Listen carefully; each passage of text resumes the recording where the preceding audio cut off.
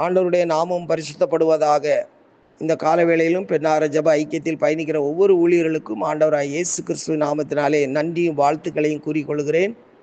இந்த நாளிலும் நாம் தியானிக்கும்படியாய் ஆதியாகமம் 22ஆம் அதிகாரம் 1-2 வசனத்தை நாம் வாசிக்கும் பொழுது, அப்பொழுது அவர், உன் புத்திரனும் உன் ஏகசுதனும் உன் நேசகுமாரனமாய் ஈசாக்கை நீ இப்பொழுது அழைத்து கொண்டு மோரியா தேசத்துக்கு போய் அங்கே நான் உனக்கு குறிக்கும் மலையின் ஒன்றின் மேல் அவனை தகன பலியிடும்படி என்றார்.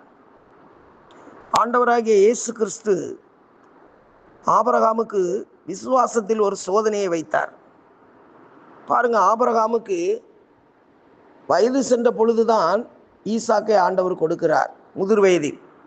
ஆனால் முதிர் வயதில் கொடுத்து விட்டு சொல்கிறார், உன் புத்திரனும் உன் ஏகசுதனும் உன் நேசகுமாரன் என்று கூறி அவனிடத்துல சொல்லுகிறார், நீர் அவனை பலி கொடுக்க வேண்டும் என்று சொல்லி ஆண்டவர் அவனுக்கு ஒரு கட்டளை இடுகிறார். உடனே ஆபிரகாம் அதனுடைய வார்த்தைக்கு அப்படியே கீழ்ப்படிந்து தன்னுடைய ஒரே மகனாகிய ஈசாக்கை பலி கொடுக்கும்படியாய் அந்த பலிக்கான தகன பலிக்கான எல்லா ஆயத்த வேலைகளையும் அவன் செய்கிறதை நாம் பார்க்கிறோம். அப்படி அவன் செய்து கொண்டு வரும் பொழுது கடைசியாக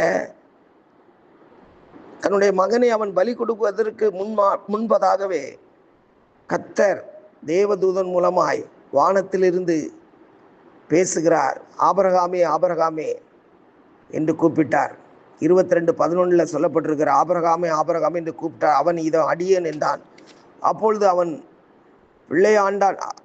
பிள்ளையாண்டால் மேல் உன் கையை போடாதே, அவனுக்கு ஒன்றும் செய்யாதே, நீ அவனை உன் புத்திரன் என்றும் உன் ஏகசுதன் புத்திரன் என்றும் பாராமல் எனக்காய் நீ ஒப்பு கொடுத்தபடியினால் நீ தேவனுக்கு பயப்படுகிறன் என்று இப்பொழுது அறிந்திருக்கிற. பாருங்க, அவனுக்குள்ள ஆண்டவர் சொன்ன வார்த்தைக்கு தன்னை அப்படி முழுமையாக அர்ப்பணித்தான், ஒப்பு கொடுத்தான். ஆகவே கர்த்தர் அவனை விசுவாசத்துக்கு தகப்பன் என்று அழைத்தார். அவன் விசுவாசத்துல உறுதியாக இருந்தான். ஆண்டவர் அவனை சோதித்த பொழுதும் அவன் விசுவாசத்திலே அவன் உறுதியாக இருந்தபடியினால் கர்த்தர் அவனுடைய பிள்ளையை தகன பலிக்கு அவர் ஒப்பு கொடுக்கவில்லை. சோதித்தார். ஆனால் சோதனைக்கு அவன் அப்படி கீழ்ப்படிந்ததினாலே அவன் விசுவாசத்தில் நிலைத்து நின்று அவன் ஜெயம் பெற்றதை நாம் பார்க்க முடிகிறது. இரண்டாவதாக நாம் உத்தமத்திலே யோசேப்புக்கு சோதனை வந்ததை நாம் பார்ப்போம். யோசேப்பு சோதனை வந்தது கடினமான சோதனை. ஆதியாகமம் 39:10 சொல்லப்பட்டிருக்கிறது, அவனை நித்தம் பாவம் செய்வதற்கு பாருங்க, அவன் இருந்த அந்த வீட்டில் அவனுக்கு சோதனை வந்தது. மறைவான பாவங்களுக்கு, துணிகரமான பாவங்களுக்கு அவன் என்ன செய்தானா, தன்னை காத்து கொண்டான். பாருங்க, பார்வோன் அரண்மனையில் அவன் இருந்த பொழுது வந்த சோதனையை அவன் என்ன செய்தான், ஜெயித்ததை நாம் பார்க்க முடிகிறது. அவன் பாவம் செய்யாதபடி கர்த்தர் அவனை பாதுகாத்தார். ஆனால் அதற்கு சொல்லப்பட்டிருக்கிறது ஆதியாகமம் 41, 42, 43, 41ஆம் அதிகாரம் 42, 43 வாசிக்கிறோம். பார்வோன் தன் கையில் போட்டிருந்த தன் முத்திர மோதிரத்தை கலைச்சி யோசேப்பின் கையிலே போட்டு, பாருங்க, அவனுக்கு மேல் வஸ்திரங்களை அவனுக்கு உடுத்தி பொன் ஆபரங்களையே கழுத்திலே தரித்து தன்னுடைய 2ஆம் ரதத்தின் மேல் அவனை ஏற்றி அந்த நாடு முழுவதும், அந்த தேசம் முழுவதும் அவனை என்ன செய்தாராம், இந்த எகிப்து தேசத்துக்கு அதிகாரியாக அவனை அறிவித்ததை நாம் பார்க்க முடிகிறது. பாருங்க, அவன் உண்மையா இருந்தான். ராஜா விட்டு போனாலும் ராஜாவுடைய வீட்டில் அவன் எந்த ஒரு தவறும் செய்யாதபடி இருந்தபடினாலே அதே ராஜா அவனை அந்த முழு தேசத்துக்கு அதிகாரியாக்கி அவனை எல்லாரும் முன்னிலையிலும் அவனை கனப்படுத்தி நாம் பார்க்க முடியும். ஆகவே உத்தமத்துக்கு யோசேப்பு அவன் பெயர் பெற்றவனாக இருந்தான். அவன் உறுதியாக இருந்தான். ஆகவே கர்த்தர் அவனை உயர்வான இடத்துக்கு கொண்டு வந்ததை நாம் பார்க்க முடிகிறது.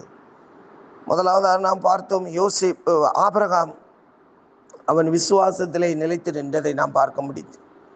இரண்டாவதாக நாம் யோசேப்பை பார்த்தோம். யோசேப்பு உத்தமத்திலே அவன் நிலைத்து நின்றதை நாம் பார்க்க முடிகிறது.